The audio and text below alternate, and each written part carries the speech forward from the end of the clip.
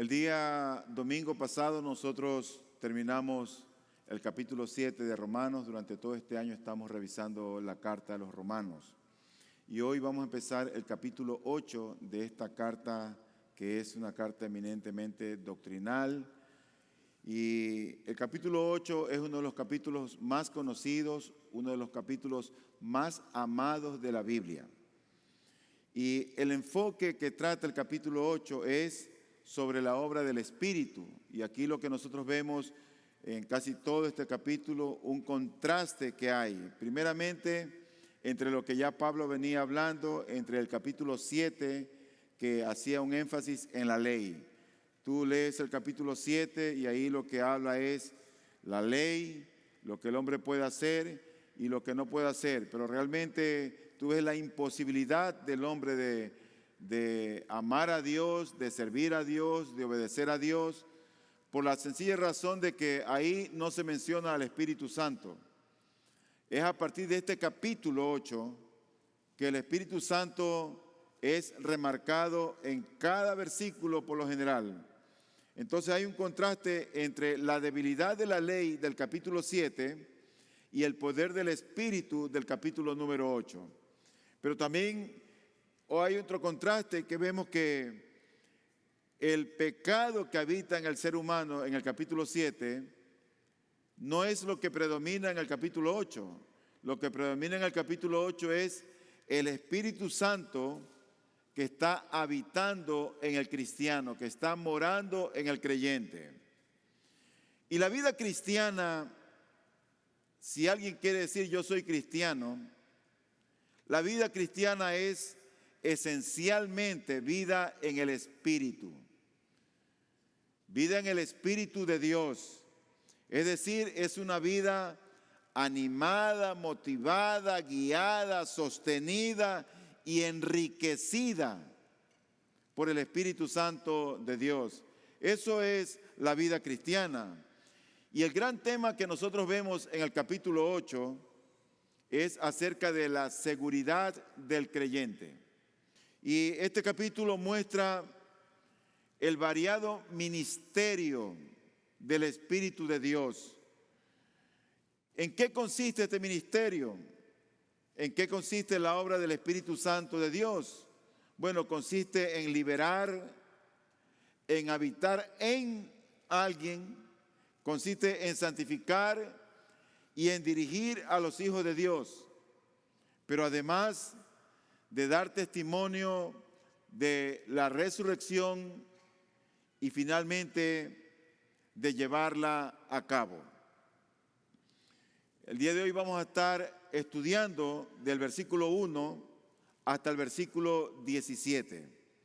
Y el título del sermón es El ministerio del Espíritu de Dios. Dice el versículo número 1 de Romanos 8, por tanto, ahora no hay condenación para los que están en Cristo Jesús, los que no andan conforme a la carne, sino conforme al Espíritu. Esa palabra que dice allí, por tanto, implica necesariamente que el apóstol está resumiendo algo que ha venido tratando. Todo lo que ha dicho en los capítulos anteriores, del capítulo 4 en adelante, ahora lo va a resumir y ahora va a empezar una enseñanza vital para la iglesia. Y la primera salvación, la primera bendición de la salvación se expresa en las palabras no hay condenación. Esa es la primera bendición para aquel que ha sido salvado y perdonado sus pecados. No hay condenación. El decir no hay condenación es un equivalente a decir fulanito o fulanita ha sido o es justificado. Y el hecho de que no seamos condenados se debe a la acción de Dios de haber condenado nuestro pecado, nuestras perversiones y nuestras maldades, haberlos condenado en su Hijo Jesucristo. Es decir, que nosotros ya no tenemos la condenación. Ya la llevó Cristo en la cruz del Calvario. Ni siquiera la condenación la tenemos a causa de algo bueno en nosotros, porque en nosotros no hay nada bueno. Si algo bueno tenemos, eso es de parte de Dios. Entonces ahora nadie puede acusarnos, ya porque Dios nos ha justificado, y nadie puede condenarnos, porque Cristo ya murió en nuestro lugar, llevando nuestros pecados en la cruz del Calvario. Él resucitó y ahora está a la derecha del Dios Padre intercediendo por nosotros. No hay condenación, dice la Biblia. No hay condenación. Y eso equivale a seguridad fundamentada en lo que Dios ha hecho por nosotros mediante Jesucristo. Vamos a ver el sermón de esta mañana dividido en 4 partes. Recuerden que el título es El ministerio del Espíritu Santo o el ministerio del Espíritu de Dios. ¿Qué es lo que Él hace? Y lo primero que quiero ver es la libertad del Espíritu. Y eso está del versículo 2 al 4. Y dice la palabra del Señor lo siguiente: porque la ley del Espíritu de vida en Cristo Jesús te ha libertado de la ley del pecado y de la muerte. Pues lo que la ley no pudo hacer, ya que era débil por causa de la carne, Dios lo hizo, enviando a su propio Hijo en semejanza de carne de pecado, y como ofrenda por el pecado, condenó al pecado en la carne, para que el requisito de la ley se cumpliera en nosotros, que no andamos conforme a la carne, sino conforme al Espíritu. Ya tenemos una certeza de lo que Dios dice acerca de los cristianos, y dicen: mis hijos, los creyentes, no son condenados. No hay condenación para ellos. Pero ahora a esa no condenación se añade algo glorioso también. Y dice la Biblia que es una liberación que el Espíritu Santo nos da. Dice el versículo 1: porque la ley del Espíritu de vida en Cristo Jesús te ha libertado de la ley del pecado y de la muerte. Y esa liberación y esa no condenación son las 2 grandes bendiciones que son nuestras si estamos en Cristo. Es decir, que es del creyente. Si alguien es un creyente, esa persona ha sido por un lado liberada, y por otro lado Dios la ve como no condenada. Y es porque hemos sido liberados que ninguna condenación puede alcanzarnos. Ahora nos preguntamos: ¿de qué entonces hemos sido liberados? ¿De qué Dios nos liberó? Pablo contesta en el mismo versículo y dice: te ha libertado de la ley del pecado y de la muerte. Ser liberados de la ley del pecado y de la muerte por medio de Cristo significa no estar ya bajo la ley. Es decir, dejar de mirar la ley en busca de justificación o en busca de santificación. Porque nadie puede ser justificado por la ley. Nadie puede ser santificado por la ley. Hay una debilidad, hay una impotencia, pero no realmente en la ley. La impotencia está en nosotros, en nuestra carne, en nuestra naturaleza. Dice el mismo versículo que la ley no pudo. Versículo 3, pues lo que la ley no pudo hacer. La ley no podía justificar, no podía salvar, no podía santificar a nadie. Los judíos tenían la ley y ellos se aferraban a la ley, pero no podían guardar la ley. Nadie ha podido guardar la ley. Moisés no pudo guardar la ley, Abraham no pudo guardar la ley, David no pudo guardar la ley, Salomón no pudo guardar la ley. Solo Cristo ha podido guardar la ley.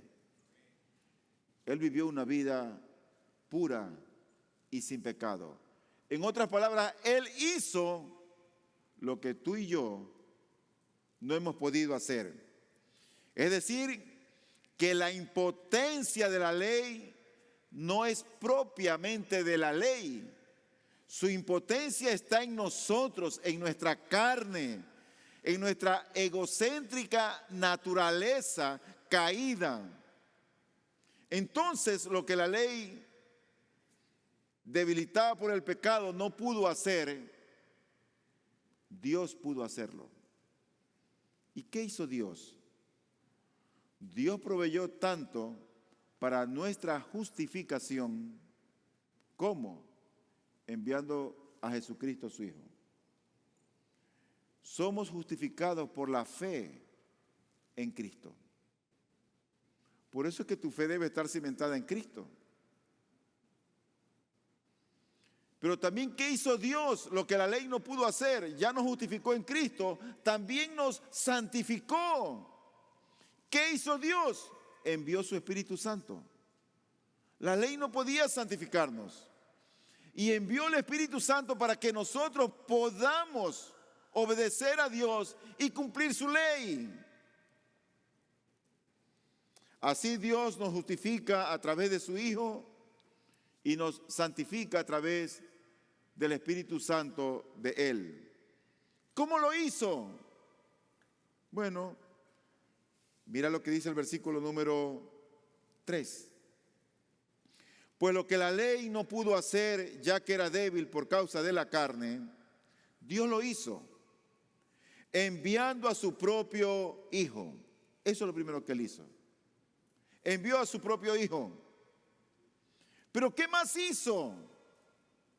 Bueno, ese Hijo eterno, de la misma naturaleza del Padre y del Espíritu, estaba en los cielos. ¿Saben lo que Dios hizo? Lo humanó o lo encarnó. El Verbo se hizo carne. Y Dios tuvo que venir en la semejanza de hombre de pecado. ¿Por qué en semejanza de hombre de pecado? Bueno, Él era un hombre real, pero no era pecador. Por eso en semejanza de hombre pecador o en semejanza de un pecador, pero no era pecador, era una semejanza solamente. Pero ¿qué más hizo Dios con Cristo? El mismo versículo nos lo dice. Se ofreció en sacrificio. Dice la Escritura que Él vino como una ofrenda por el pecado. Ponte a pensar. Dios estaba airado con la humanidad. Desde el Edén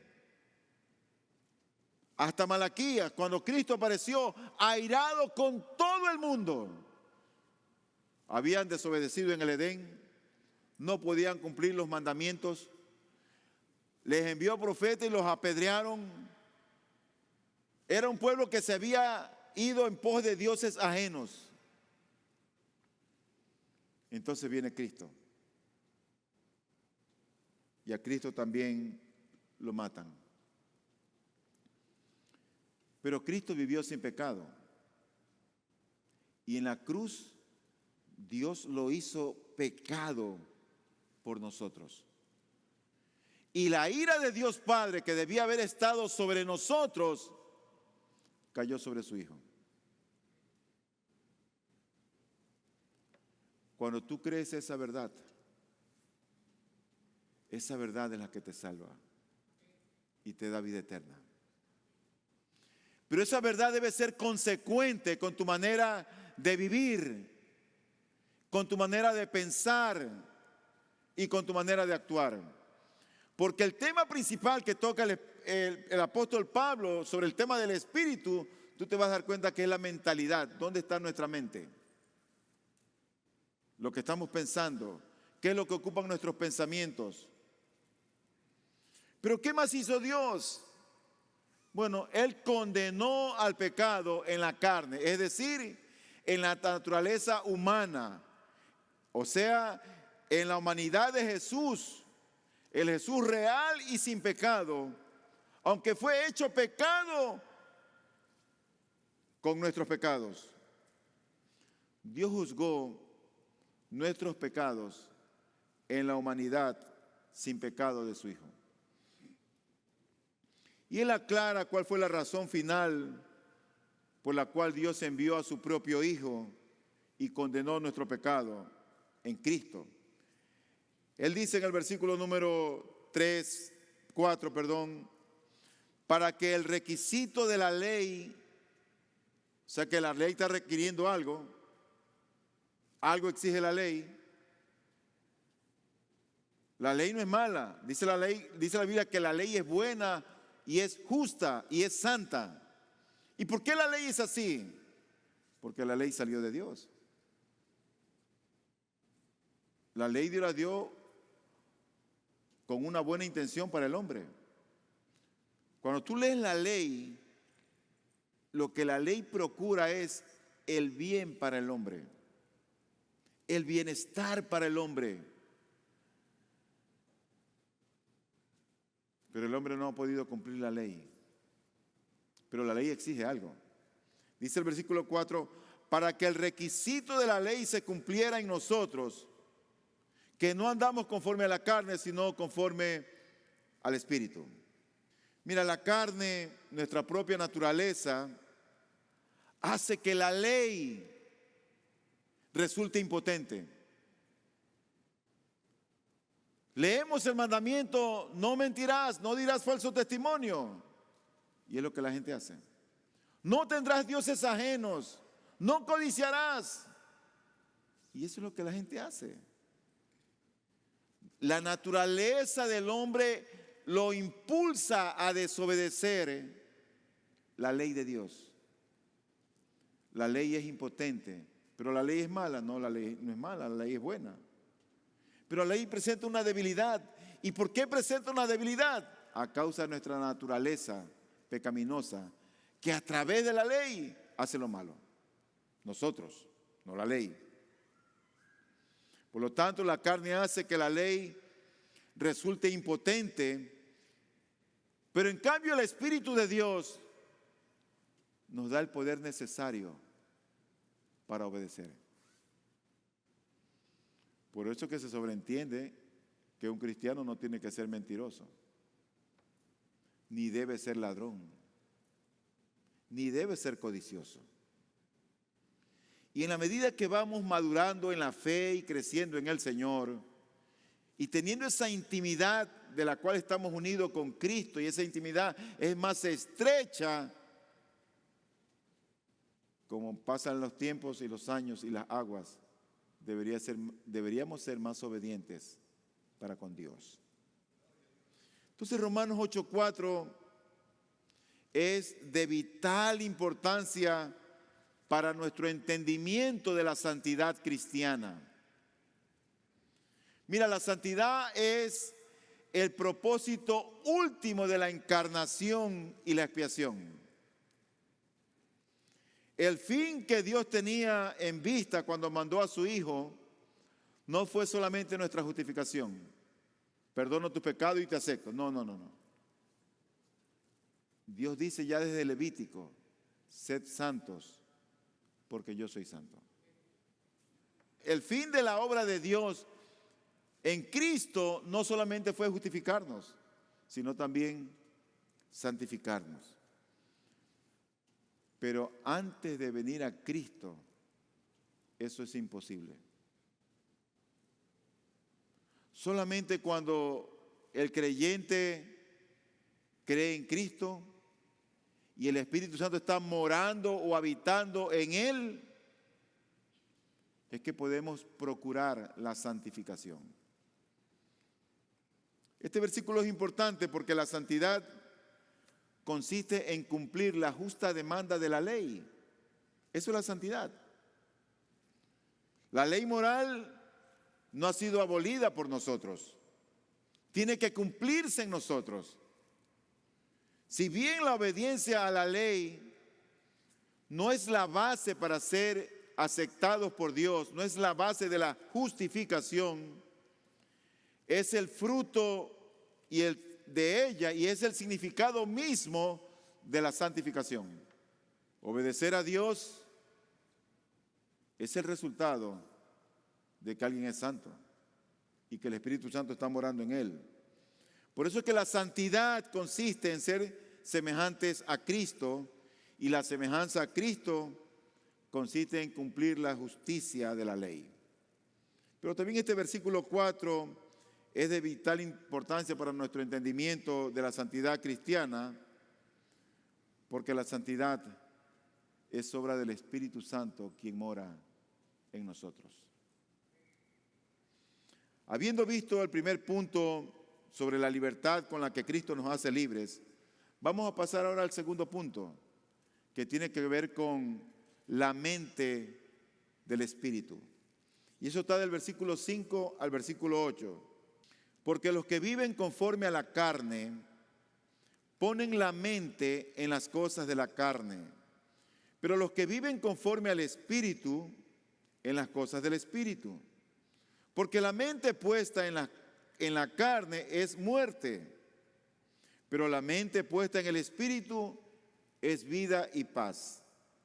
La mente puesta en la carne es enemiga de Dios, porque no se sujeta a la ley de Dios, pues ni siquiera puede hacerlo.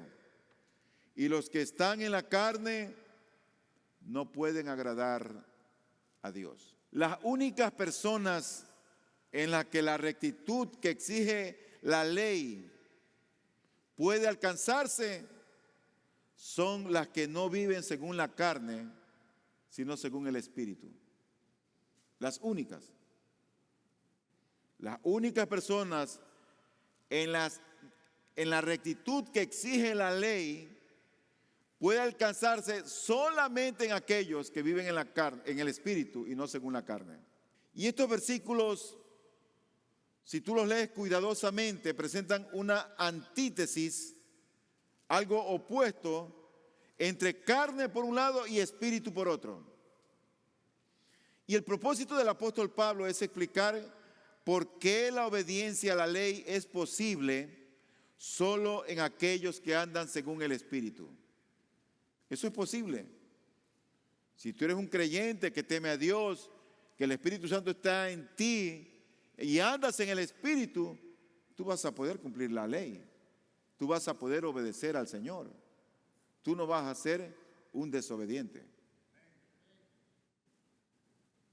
Pero tenemos que preguntarnos algo. ¿Qué es la carne? ¿O qué es el Espíritu? Cuando vemos estos versículos, ¿qué es la carne?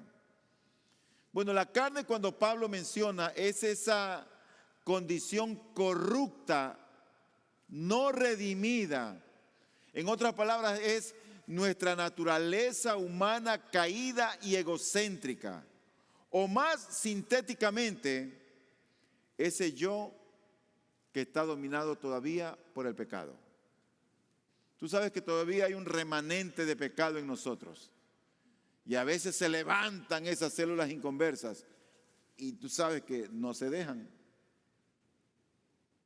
Y ahí están las células inconversas queriendo enfrentar y el remanente de pecado. Pablo dijo, miserable de mí. ¿Quién puede librar de este cuerpo de condenación? A pesar de que Dios ha cambiado y transformado nuestra naturaleza, no te olvides que aún no hemos sido glorificados. Aún estamos en la carne. Pero ya el pecado no es mi amo. Cristo es mi amo. Él es mi Señor. Y es con Él que yo puedo vencer, con el Espíritu Santo, quien mora en mí, que puedo vencer y soportar toda tentación y vencer el pecado y obedecer al Señor. Es la persona misma del Espíritu Santo que ahora no solo regenera al pueblo de Dios, sino que habita en el pueblo de Dios.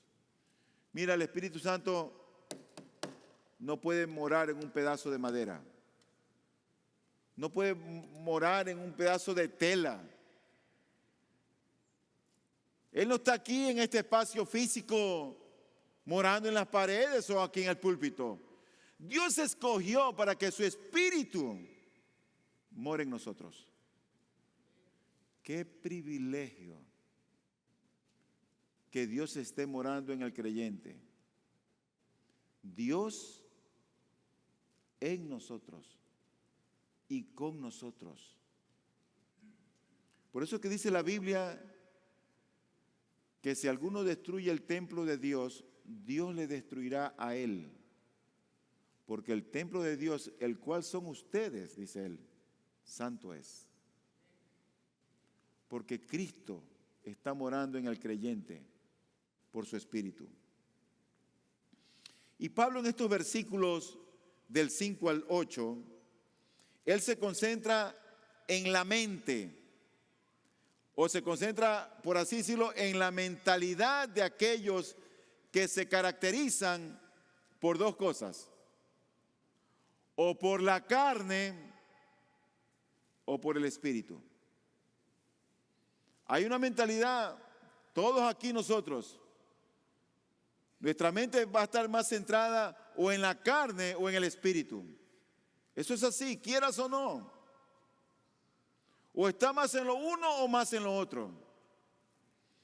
Ahora, en primer lugar, la mentalidad expresa nuestra naturaleza básica como cristianos o no cristianos.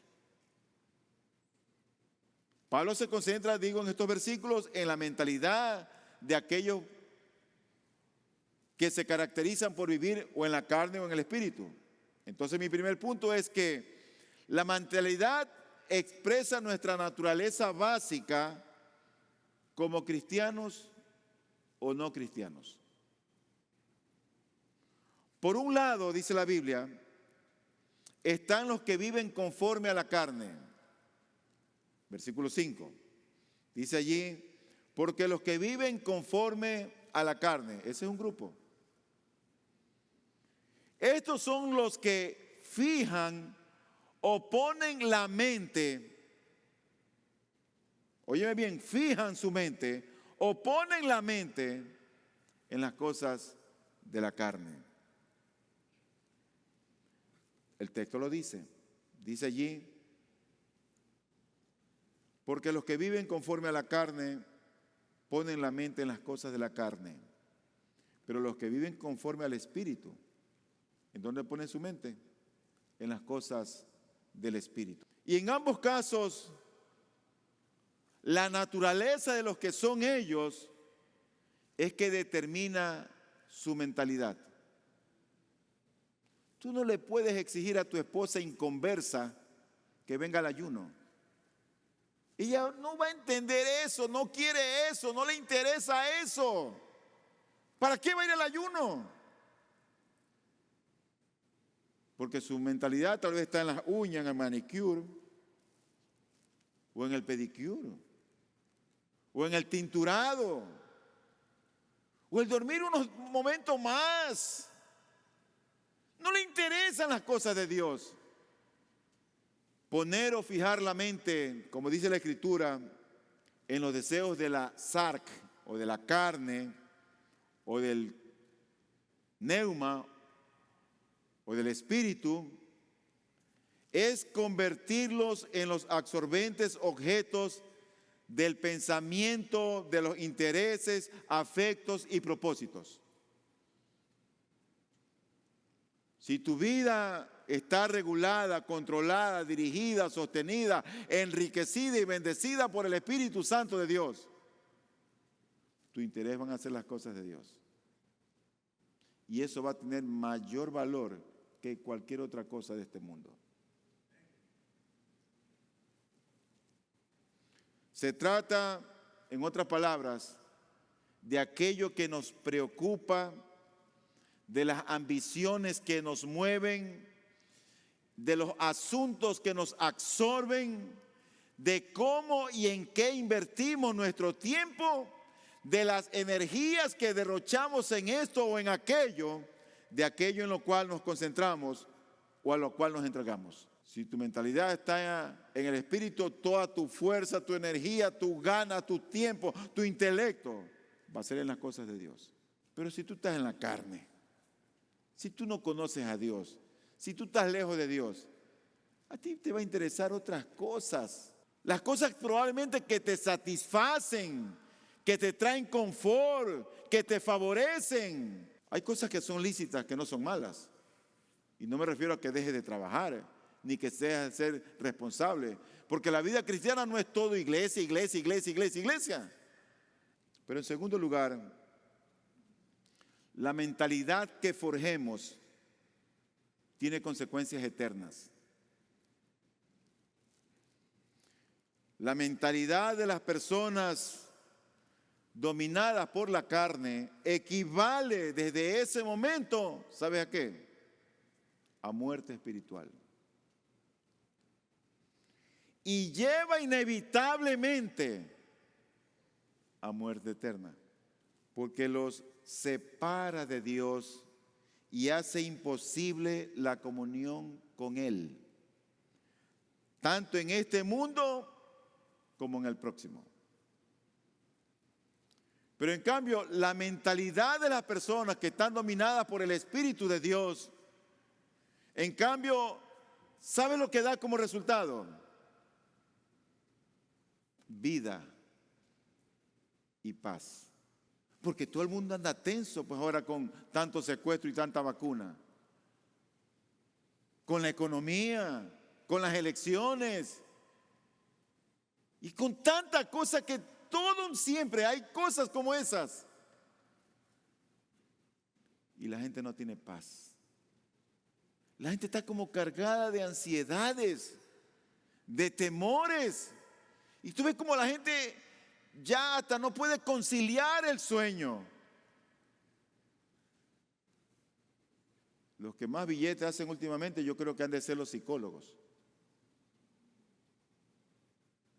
Y hay muchos laboratorios que se han favorecido probablemente porque el consumo de ranitidina y de medicamentos para evitar la gastritis y las úlceras ha aumentado. Las enfermedades cardíacas han aumentado. La hipertensión ha aumentado. Porque la gente ya no tiene paz. Pero cuando tú estás en el Espíritu Santo de Dios, quien te sostiene y te guía, tú tienes vida y vida abundante que no te la da el mundo. Y tienes una paz que sobrepasa todo entendimiento que no te la da el mundo, que te la da Cristo. ¿Tú quieres paz? Conoce a Cristo. Busca a Cristo. Vivos para Dios, como dice la Biblia, es como que están alertas a las realidades espirituales y tienen sed de Dios. Están como nómadas en el desierto, como aquel siervo que brame por las corrientes de las aguas, que quiere oír siempre de Dios, que quiere oír la palabra de Dios, que quiere leer la palabra de Dios, que quiere meditar en ella. Como decía el salmista, todo el día es ella mi meditación. Se deleita en Dios. Y con toda seguridad, que cuando alguien está en esa condición, porque el Espíritu está viviendo en él, con toda seguridad que buscaremos la santidad con mayor anhelo e intensidad, si nos convencemos de que ese es el camino de la vida y de la paz. Mira lo que dice el versículo nuevamente, versículo número 6. Porque la mente puesta en la carne es muerte, pero la mente puesta en el Espíritu es vida y paz. Eso lo dice la Biblia católica también. Por si acaso tú estás diciendo, no, yo soy católico. Tu Biblia también dice lo mismo. Versículo 7 dice, la mente puesta en la carne es enemiga de Dios, porque no se sujeta a la ley de Dios, pues ni siquiera puede hacerlo. Y los que están en la carne no pueden agradar a Dios. La mentalidad tiene que ver con nuestra actitud fundamental hacia Dios. Como la gente piensa, la mentalidad que tiene, ¿sabes de qué depende? De la actitud que la gente tiene hacia Dios. Y lo que explica que la mente de la carne equivale a muerte es el hecho de que es hostil hacia Dios, es enemiga de Dios, es antagónica a su nombre, a su reino, a su voluntad, a su pueblo, a su palabra, así como a su Hijo, así como al Espíritu, así como a la iglesia, así como a los ayunos. Es antagónica. No puedes domar esa mente. Es indomable. Piensa en las cosas de la carne. Finalmente, esos que están en la carne, dice la Biblia, no pueden agradar a Dios. No pueden. ¿Por qué? Porque están en la carne. Y eso no es lo que Dios quiere. ¿Sabes lo que Dios quiere? Dios quiere un pueblo espiritual, obediente, que le ame. Y para hacer eso hay que estar en el Espíritu, no en la carne. Resumiendo, aquí tenemos dos categorías de personas en lo que hemos visto hasta ahora. Por un lado, los no regenerados, que son los que están en la carne, y los regenerados, que son los que estamos en el Espíritu. Hay dos mentalidades, la mentalidad de la carne y la mentalidad del Espíritu. Y hay también dos condiciones espirituales, aquellos que están en muerte o en vida, o aquellos que son enemigos de Dios o están en paz con Dios. Vamos a nuestro tercer punto rápidamente y quiero hablar ahora sobre la habitación del Espíritu. ¿Dónde es que Él habita? ¿Dónde es que está el Espíritu de Dios? ¿Dónde es que no lo veo? ¿Dónde está? Del 9 al 15, dice la palabra del Señor. Sin embargo, ustedes no están en la carne, sino en el Espíritu, si en verdad el Espíritu de Dios habita en ustedes. Pero si alguien no tiene el Espíritu de Cristo, el tal no es de Él. Y si Cristo está en ustedes, aunque el cuerpo esté muerto a causa del pecado, sin embargo el Espíritu está vivo a causa de la justicia. Pero si el Espíritu de aquel que resucitó a Jesús de entre los muertos habita en ustedes, el mismo que resucitó a Cristo Jesús de entre los muertos, también dará vida a sus cuerpos mortales por medio de su Espíritu que habita en ustedes. Así que, hermanos, somos deudores, no a la carne para vivir conforme a la carne, porque si ustedes viven conforme a la carne, habrán de morir. Pero si por el Espíritu hacen morir las obras de la carne, vivirán. Porque todos los que son guiados por el Espíritu de Dios, los tales son hijos de Dios. Pues ustedes no han recibido un espíritu de esclavitud para volver otra vez al temor, sino que han recibido un espíritu de adopción como hijos, por el cual clamamos, Abba, Padre. Ustedes no están, dice. Ellos podían estar en dos condiciones. Podían estar en el Espíritu o podían estar en la carne. Ese ustedes no están, quiere decir, ustedes no viven. No viven en el Espíritu o no viven en la carne. Ustedes no están. Podían ellos estar en cualquiera de las dos posiciones, en la carne o en el Espíritu. Por eso es que el texto nos dice, sin embargo, ustedes no están en la carne, sino en el Espíritu. Si en verdad el Espíritu de Dios habita en ustedes. Romanos 8:9 es de gran importancia en relación con la doctrina del Espíritu Santo, por lo menos por dos razones, por dos motivos. En primer lugar, enseña que el sello auténtico de todo cristiano no es venir a la iglesia, ni tampoco bautizarse. El sello auténtico del cristiano, el sello auténtico del Hijo de Dios, es el Espíritu Santo viviendo en él o viviendo en ella. No es ni siquiera la confirmación ni la primera comunión.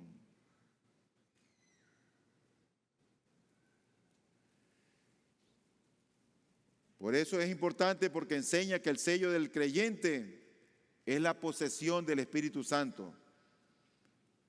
El Espíritu de Dios habita en el creyente. Y el privilegio de los cristianos consiste en tener el Espíritu que habita en nosotros y que lucha contra el pecado y lo somete, lo subyuga. Nuestro cuerpo se ha convertido, en otras palabras, como dice el apóstol más adelante, en el templo del Espíritu Santo, en la morada, el lugar donde Él habita, donde Él vive. Tremendo tesoro en vasos de barro.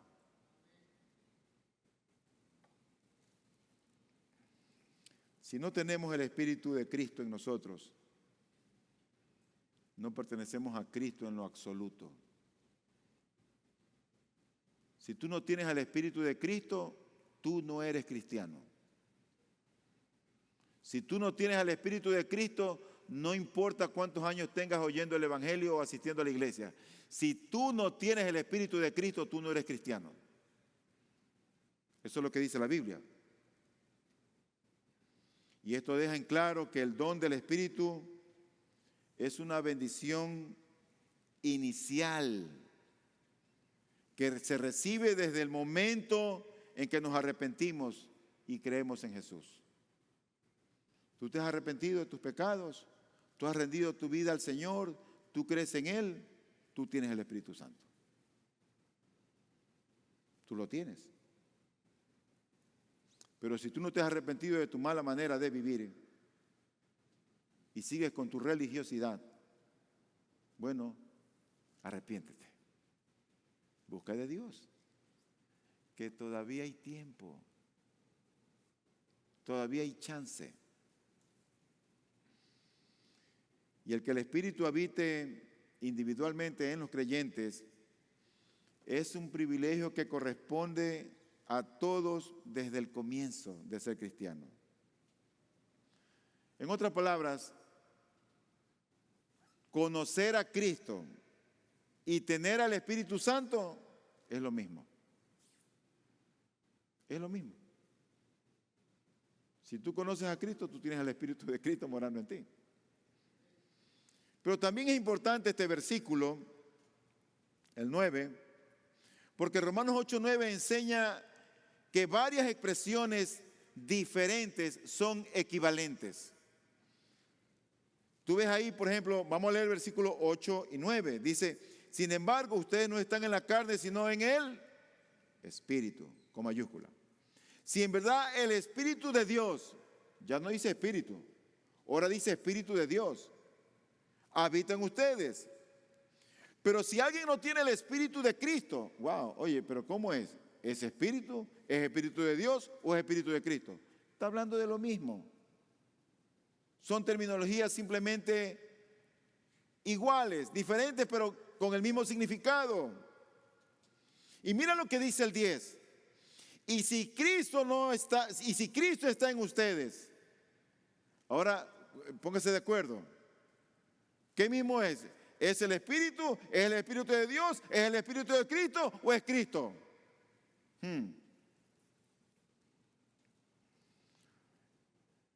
El asunto es que tener el Espíritu de Cristo es igual a tener a Cristo.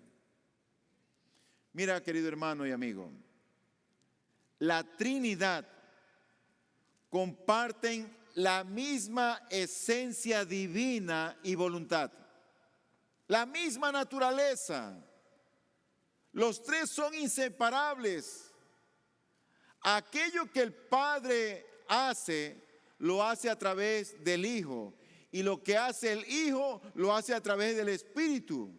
De hecho, donde quiera que esté uno de ellos, allí están los tres. Pero hay dos consecuencias principales de que el Espíritu esté en nosotros. Si el Espíritu está morando en nosotros, hay dos consecuencias importantísimas, vitales, esenciales, fundamentales, que es un privilegio tenerlo. Primero, en función de vida. Y segundo, en función de obligación. Tú tienes al Espíritu Santo, bueno, hay dos consecuencias principales, que están la una relacionada con la vida y la otra relacionada con obligación o deuda. Leamos el 12 y el 13. Dice el versículo 12. Así que, hermanos, somos deudores. Estamos debiendo algo. No a la carne, para vivir conforme a la carne, porque si ustedes viven conforme a la carne, habrán de morir. Pero si por el Espíritu hacen morir las obras de la carne, vivirán. Mira, el destino final de nuestro cuerpo, del cristiano, no es la muerte. El destino final nuestro es la resurrección. Nuestros cuerpos no han sido redimidos todavía, pero lo serán. Tenemos que esperar y tener paciencia. ¿Cuánto anhelamos ser transformados y glorificados? Cuando el Señor venga y ya no tenga que operar paciente ni andar corriendo en el semáforo y viendo a todos lados. ¿Cuánto anhelamos eso? Decir, Señor, ven. Anhelamos eso. Claro que los que están por casarse no quieren todavía eso, pero los que ya pasamos aquello, decimos, ven, Señor. El Espíritu no es solo el Espíritu de vida, sino el Espíritu de resurrección. De resurrección. ¿Qué incluye la resurrección?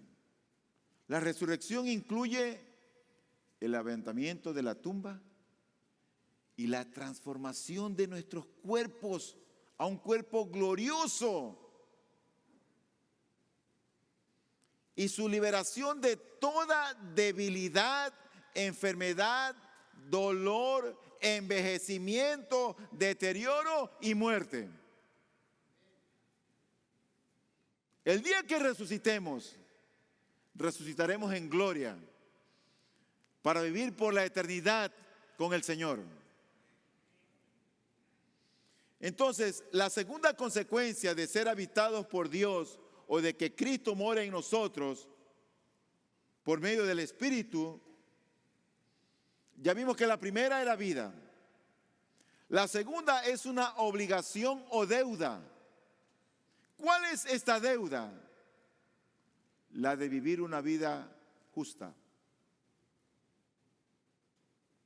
¿Para qué está morando el Espíritu en nosotros?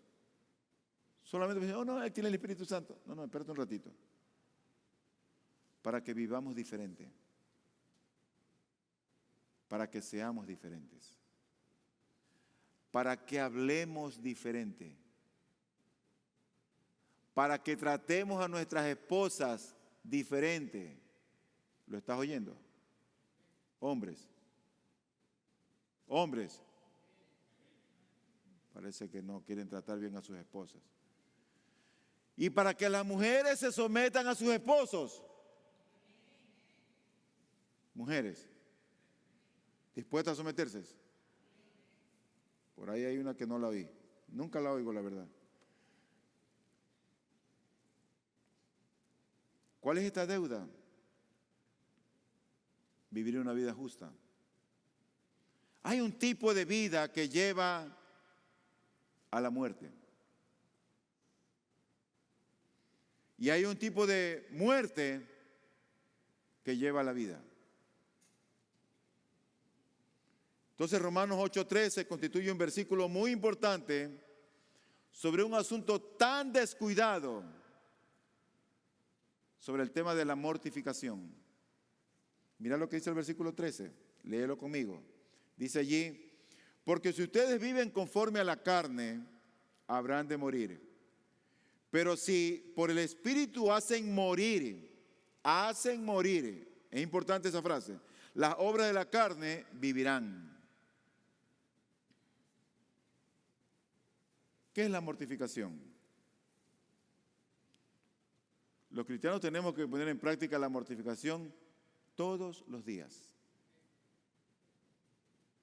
Mortificar el pecado significa matarlo de hambre, no alimentarlo.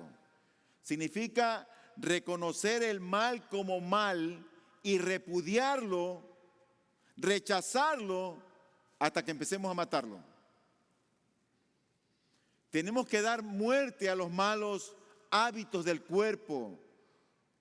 O sea, todo el uso del cuerpo, nuestros ojos, nuestros oídos, nuestra lengua, nuestras manos, nuestros pies, que nos sirva a nosotros mismos en lugar de servir a Dios y a otras personas. Tenemos que condenar eso. Darle muerte. Esa es la mortificación. Ocuparse de eso. Hay personas que a veces tienen 10, 15 o 20 años en el Evangelio y hablan igualito. Su hablar no ha cambiado. Siguen mal hablados, boca sucia, palabras desencajadas. Igualitos. Igualitas también.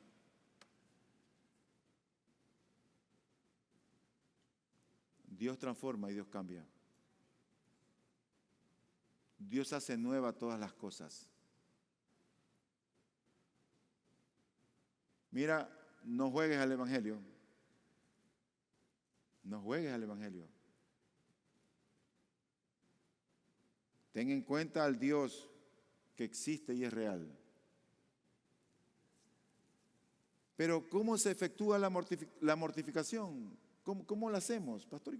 ¿Cómo lo hago? Bueno, se trata de algo que tenemos que hacer. No es cuestión de morir. No es que estamos pasivos. Tenemos la responsabilidad de matar la maldad, de matar el egoísmo, de matar la envidia, de matar la codicia, de matar la tentación, de matar la ira, de matar el enojo, de matar el resentimiento.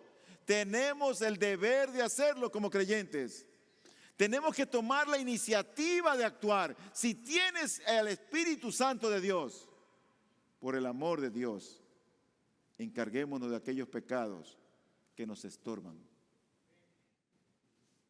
y que no nos dejan ser libres.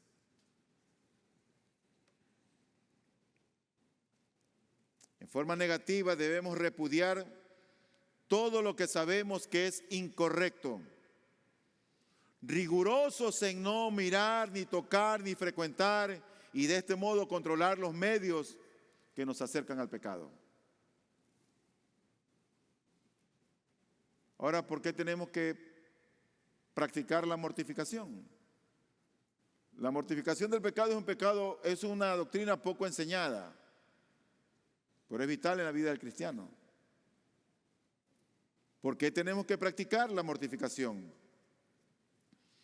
Bueno, en primer lugar, si uno empieza a rechazar todas las cosas que tú sabes que te hacen daño a tu propia vida, a tu alma, eso va en contra de nuestra tendencia natural a ser indulgentes, a ser blandos y a ser descuidados con nosotros mismos. Ay, déjalo nomás si él es niño. Y así empiezan los padres a solapar el pecado de sus hijos. El muchacho le dicen, apaga la televisión, ya mismo. Y es que está desafiando la autoridad y no lo corrigen a tiempo. Entonces cuando tienes 7 años, 4 años, te hace una rabieta en el mall con la vecina cuando visitas. Ya a los 15 ya no lo puedes dominar. No puedes dominarlo porque no lo corregiste a tiempo. Si decidimos ocuparnos de practicarla, ¿sabes lo que vamos a necesitar? Vamos a necesitar contar con motivaciones, algo que nos motive, que sea fuerte. Y una de ellas es la obligación, que dice el versículo 12. Dice el versículo 12, así que hermanos, somos deudores, no a la carne, para vivir conforme a la carne. Esa es una buena motivación. Tenemos ahí una obligación para con el espíritu de vida que habita en nosotros. Pero otra motivación es que la muerte por medio de la mortificación es el único camino a la vida. Mira, querido hermano y amigo, esta vida rica, abundante, que produce satisfacción, puede ser disfrutada solamente por los que dan muerte a las malas acciones. Yo creo que mi esposa de verdad mortifica más el pecado que yo. Creo que a veces hasta ahora más que yo. No creo que lea más que yo, pero creo que ora más que yo. ¿Y sabes lo que trae eso? Un disfrutar mejor de la vida. Y te estoy hablando de una persona que conoce a su mujer más que la suegra. Porque cada vez que salimos o estamos, la veo que ella disfruta mejor que yo, más que yo. ¿Sabes lo que es eso? La vida en el Espíritu. Y he aprendido también de eso. Llego al último punto, el testimonio del Espíritu, un poco más corto, versículo 14, 17. Porque todos los que son guiados por el Espíritu de Dios, los tales son hijos de Dios. Pues ustedes no han recibido un espíritu de esclavitud para volver otra vez al temor, sino que han recibido un espíritu de adopción como hijos, por el cual clamamos, Abba Padre. El Espíritu mismo da testimonio a nuestro espíritu de que somos hijos de Dios. Y si somos hijos, somos también herederos. Herederos de Dios y coherederos con Cristo, si en verdad padecemos con Él, a fin de que también seamos glorificados con Él. Miren, cada uno de sus 4 versículos que están en este pasaje, se designa al pueblo de Dios como sus hijos. En cada versículo. Y dicha posición privilegiada, ¿sabes con qué está relacionada, no es cierto? Con el Espíritu Santo. Nada más. Tú lees cada versículo y relaciona ahí a los hijos de Dios y está con el Espíritu Santo. Ahora, ¿cómo se lleva a cabo el testimonio del Espíritu? Bueno, dice el versículo 14, porque todos los que son guiados por el Espíritu de Dios, guiados, los tales son hijos de Dios. Primero, el Espíritu nos conduce a la santidad. ¿Guiados a dónde? ¿A dónde es que nos va a guiar el Espíritu? ¿A un buen negocio que vamos a abrir? ¿A un lindo viaje que vamos a tener? ¿A una linda compra que vamos a hacer? No. La guianza del Espíritu Santo es hacia la santidad de Él. El tipo de guía que lleva a cabo el Espíritu es específica para que pueda dar muerte a los malos hábitos del cuerpo. La acción de someter a muerte diariamente, hora tras hora, las artimañas y emprendimientos de la carne pecaminosa por medio del Espíritu, consiste en ser guiados, dirigidos, impulsados y controlados por el Espíritu Santo. Tus temores, tu ansiedad, mortifícalas. Que cuando tú los mortifiques, Él te va a guiar a buena tierra, a puerto seguro, y vas a estar a salvo. Pero ¿sabes qué es más precioso? Vas a disfrutar de la vida. Vas a disfrutar de la vida. Entonces, lo que hace el Espíritu para guiarnos no es que hace algo extraordinario. No. Mira, el Espíritu Santo de Dios no nos presiona. No nos está oprimiendo. ¿Sabes cómo obra el Espíritu de Dios? Nos alumbra, nos ilumina y luego nos persuade, nos convence. Así obra Dios. Por eso es importante el discipulado, que tú te expongas a la palabra de Dios. Porque Dios pondrá en ti el querer como el hacer por su buena voluntad para que tú hagas lo que no puedes y termines haciendo lo que Él quiere. Solamente exponiéndote al Señor, siendo obediente. Entonces la vida nueva, rica y plena de que disfrutan los que dan muerte a sus malos hábitos es precisamente la experiencia de ser hijos de Dios. Nos hacemos hijos reconciliados con Él solo cuando Él nos adopta, solamente por la adopción o por el nuevo nacimiento. No existe la paternidad universal. Ay, no, Dios es mi padre. Yo a veces en las entrevistas que hago, oye, cuéntame, ¿quién es Dios para ti? Ay, Dios es lo más lindo, Dios es lo más precioso. Otros dicen, Dios es mi padre. ¿Cómo que Dios es tu padre? ¿Tú eres cristiano? Porque hay muchos que creen en la paternidad universal. Todo el mundo es creado por Dios, es una creación de Dios. Pero el ser hijo de Dios es algo que Dios obra para adoptar a los que Él creó y hacerlos sus hijos. Entonces, en segundo lugar, el Espíritu reemplaza el temor. Reemplaza el temor por la libertad de nuestra relación con Dios. Mira, un hijo adoptado en los tiempos que vivía Pablo, era un hijo deliberadamente elegido por su padre adoptivo para que el nombre de él, del padre, sea perpetuado por el hijo y pueda heredar su patrimonio. Ese hijo que era adoptado no era nada inferior a un hijo si hubiera sido un hijo de sangre. Tenía los mismos derechos y privilegios. Eso es lo que hace Dios cuando nos adopta en Jesucristo. Somos coherederos con Él. Entonces, en tercer lugar, el Espíritu nos exhorta a llamar Padre a Dios en nuestras oraciones. Los autoriza a hablar a su Padre Celestial literalmente como le habla un niño pequeño a su padre y del mismo modo confiado que tiene un niño. Dice el versículo número 15, pues ustedes no han recibido un espíritu de esclavitud para volver otra vez al temor, sino que han recibido un espíritu de adopción como hijos, por el cual clamamos, Abba Padre. La palabra Abba está en el arameo y la palabra padre o pater está en el griego. Algunos teólogos dicen que era como la fusión de los gentiles con los creyentes o del pueblo judío con las otras naciones. No sé si eso sea cierto, pero el significado de Abba Padre es como cuando un niño lo llama a su papá y lo llama con cariño y con respeto. Hay algunos que llaman a su padre y dicen papito